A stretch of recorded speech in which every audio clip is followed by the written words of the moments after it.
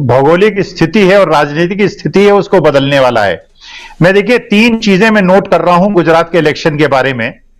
पहली चीज ये नोट कर रहा हूं कि जो मल्लिकार्जुन खड़गे जी हैं वो एक ट्रम्प कार्ड की तरह काम आ रहे हैं।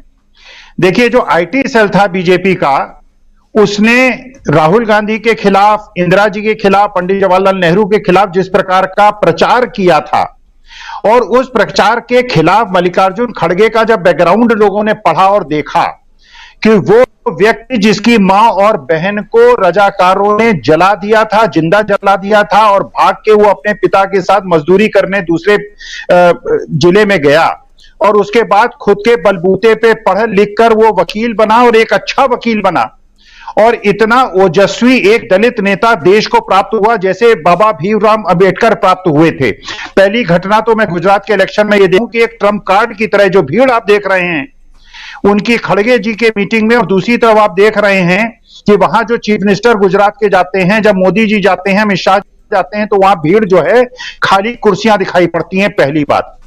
दूसरी बात जो हो मैं देख रहा हूं कि जिस प्रकार प्रवीण तोगड़िया ने और विश्व हिंदू परिषद के लोगों ने खुलेआम आम आदमी पार्टी का साथ दिया है। वास्तविकता में खतरा जो बीजेपी की तरफ है वो तिमोहा है। एक जो मैंने आपको खड़गे जी की बात बताई, दूसरा ये कि विश्व हिंदू परिषद और आरएसएस का एक बहुत बड़ा भाग जो कि कांग्रेसियों को बीजेपी में शामिल करने से अधिक क्षुब्ध हुआ है और वो अंदर खाने बीजेपी के अगेंस्ट आम आदमी पार्टी का साथ दे रहा है। तो एक जो हिंदुत्व का जो एक खुला खेल था उसमें विभाजन हो रहा है। एक तरफ जो एक आरएसएस का गुट है जो कि बीजेपी का साथ दे रहा है, और विश्व हिंदू परिषद, बजरंग दल और बीएचपी का एक ऐसा आरएसएस का पार्ट है जो आम आदमी पार्टी का साथ दे रहा है। जो कांग्रेस का वोट बैंक है, जो दलित, आदिवासी, बैकवर्ड और मुसलमान का वोट बैंक है, वो अक्षुण्ण है।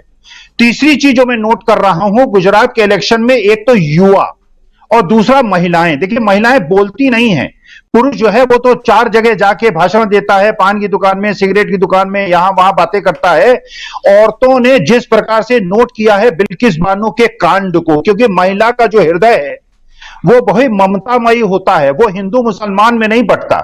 वो ये देखता है कि जिस प्रकार का अत्याचार दलितों के साथ हो रहा है, जिस प्रकार का अत्याचार एक महिला के साथ हुआ। देखिए भगवान श्री कृष्ण ने एक द्रौपदी के चीरहरण पे महाभारत करवा दी थी। आज मुझे भगवान श्री कृष्ण से शिकायत है कि यहां पे महिलाओं के साथ इस प्रकार के अत्याचार हो रहे हैं, दलितों के साथ अत्याचार हो रहे हैं। भगवान आपने कहा था यदा यदा ही धर्मस्य ग्लानिर्भवति अभ्युत्थानम धर्मस्य तदात्मानं सृजम्। आप इस धरती में क्यों नहीं प्रकट हो रहे हैं? आप क्यों नहीं देख रहे हैं कि इस प्रकार जो लोग बलात्कार करते हैं एक महिला का, उसको सदाचारी लोग कहते हैं, उसको अच्छे चरित्र वाला कहते हैं। भगवान आप कैसे चुप बैठे हुए हैं? तो वास्तविकता में जो महिलाओं के हृदय को छुआ है इन घटनाओं ने, वो बोल हैं। युवा जिस प्रकार से हर विधानसभा क्षेत्र में एक बड़ा वर्ग ऐसा है जो युवाओं का है जिसने कांग्रेस का शासन नहीं देखा है, और जिस प्रकार से वो बेरोजगार है। तो ये 3 तरह से बीजेपी घिरी हुई है, और इसीलिए मोदी जी घबराए हुए हैं। इसीलिए बीजेपी घबराई हुई है कि अर्बन वोटर्स में जो हिंदुत्व का वोटर है उसमें आम आदमी पार्टी विश्व हिंदू परिषद की मदद से उसमें सेंध लगा रही है, और जो कांग्रेस का वोट बैंक ग्रामीण क्षेत्रों में है और बैकवर्ड दलित और मुसलमान और आदिवासियों का वोट बैंक है वो अक्षुण्ण है। तो उससे मुझे ऐसा लगता है कि बीजेपी के घबराहट जो है, क्योंकि ये जो इलेक्शन है ये छोटा मोटा इलेक्शन नहीं है, ये दूरगामी प्रभाव डालेगा। हिमाचल गुजरात का इलेक्शन जो है वो दूरगामी प्रभाव डालेगा, और इससे ये पता चलेगा कि क्या भारत की जनता सद्भाव चाहती है, प्यार चाहती है, प्रेम चाहती है, शांति चाहती है, या जो बलात्कारी और अत्याचारी या हत्यारे लोग हैं उनके समर्थन में खड़ा होना चाहती है। तो भारत की जनता के सामने, और जिस प्रकार रवीश कुमार का प्रकरण हुआ है, राजीव जी, अभी तक हम एनडीटीवी देखते थे और एक आपका डीबी चैनल देखते थे। आज आपके ऊपर एक बहुत बड़ा उत्तरदायित्व आ गया है कि उसे भी पूंजीपतियों ने कॉर्पोरेटाइज कर दिया है, उसको खरीद लिया है। तो अब जनता की आवाज जो जनता तक पहुंचे और सच्ची बात पहुंचे, इसका उत्तरदायित्व आपके चैनल पे है।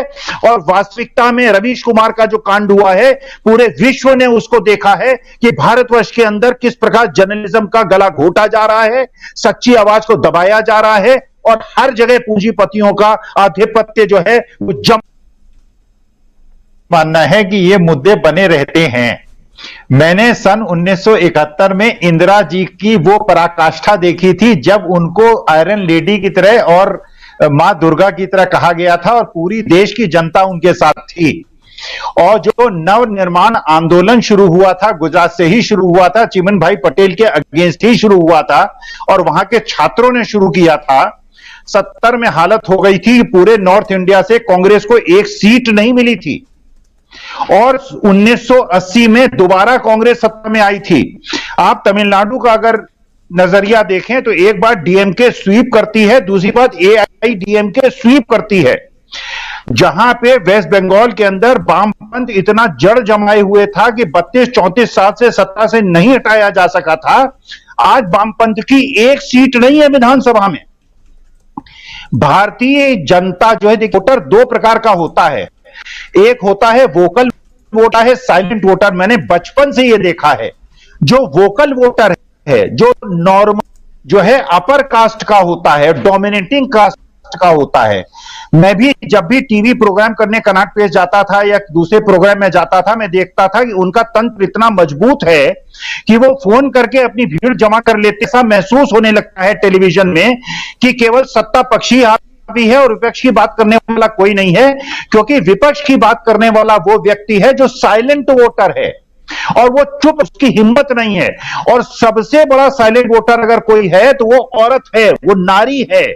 सबसे ज्यादा दबाई हुई दलित है, आदिवासी है, मुसलमान है, उससे ज्यादा दबाई हुई महिलाएं हैं। वो नहीं बोलती हैं, लेकिन उनके अंदर जो एक फीलिंग है। और ये जो आप देखिए कितने भी चुनाव हुए, उन्होंने पंजाब के अंदर कांग्रेस को साफ कर दिया, अकाली दाफ कर दिया, आम आदमी पार्टी को ले आए। दिल्ली के अंदर 3 बार से लगातार वो आम आदमी मशीनरी बीजेपी के बाद दिल्ली में भी है, मशीनरी की कमी नहीं है। बिहार के अंदर अगर आज इलेक्शन होंगे, वहां का इलेक्शन जो है जातिवाद पे होता है, वहां ये हिंदुत्व तो नहीं चलता। देखिए हर क्षेत्र की अपनी घटना। और जो वोटर है, जो साइलेंट वोटर है, और ये साइलेंट वोटर कौन है? आदिवासी है, ये दलित है, ये बैकवर्ड है, ये महिला है, ये मुसलमान है।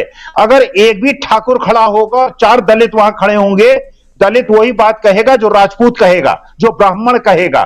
ये जो समर बैंक है बीजेपी का 25%, जो पूरी तरह से उसके साथ है, और जो वोकल वोट बैंक है, इसमें आम आदमी पार्टी ने सेंध लगाई है, क्योंकि हिंदुत्व से उसने सेंध लगाई है। और जो ये जो टेक्टिकल वोटिंग करता है, ये वोटिंग करता है आदिवासी करता है, ये मुसलमान करता है, ये बैकवर्ड करता है। इसीलिए मैं ये निवेदन किया था कि कांग्रेस का जो वोट बैंक है, जो साइलेंट वोट बैंक है, वो चुप रहेगा, वो नहीं बोलेगा, वो झंडा नहीं लगाएगा, टीवी सेट के सामने आके कुछ नहीं बोलेगा, चुपचाप जाके वोट देगा। और जो ये वोकल वोटर है, ये वोटर जो हर जगह जाके झंडा लगाएगा, दुकान में लगाएगा, 4 कार में लगाएगा, 3 मकान में लगाएगा, और क्योंकि उसके 15 फैक्ट्रियां होंगी तो आपको दिखाई पड़ेगा कि सत्ता पक्ष जीत रहा है। वास्तविकता में साइलेंट वोटर जो है वो ऑब्जर्व करता है, और ऑब्जर्व करने के बाद वो पूरी तरह से साफ कर देता है। इमोशनल होता है, लेकिन टैक्टिकल इमोशनल होता है। राजीव जी, टैक्टिकल इमोशनल होता है। जरा आना चाहता हूं जी, आप बिल्कुल सही कह रहे हैं और तमाम अलग अलग मुद्दों को, मसलों को लेकर यहां आए हैं। और अब जरा एक बार फिर से बिछ गई सियासी विसार, खेला जा रहा है सियासी खेल, जारी है वार पलटवार। शह और मात के खेल में बनाई जा रही है रणनीति, कौन पड़ेगा किस पर भारी, ये कभी भी सिर्फ हस्तक्षेप.com पर अमलेंदु उपाध्याय के साथ